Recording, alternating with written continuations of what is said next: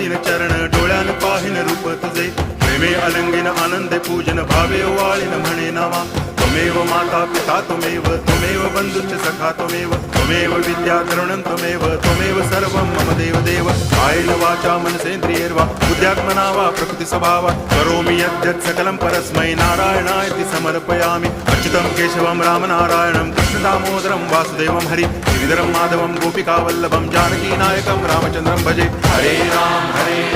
Ram Ram Hare Hare Hare Krishna